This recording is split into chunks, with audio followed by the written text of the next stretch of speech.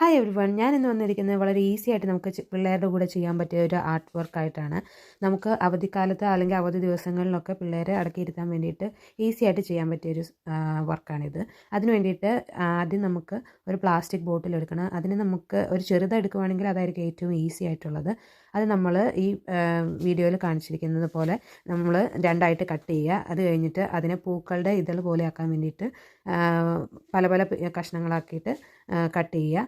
അത് കഴിഞ്ഞിട്ട് നമ്മളത് എന്ത് കളറാണ് നമ്മുടെ കയ്യിലുള്ള, എൻ്റെ കയ്യിൽ വാട്ടർ കളറായിരുന്നുള്ളത്, അത് വെച്ചിട്ട് നമ്മൾ കളർ ചെയ്ത് അതിനകത്തേക്ക് കൊടുക്കുക. അത് കഴിഞ്ഞിട്ട് ജസ്റ്റ് അതൊരു പേപ്പറിനകത്ത് പ്രസ് ചെയ്തെടുക്കുക. അപ്പോൾ നമുക്ക് നല്ല ഭംഗിയുള്ള ഫ്ലവേഴ്സ് കിട്ടും.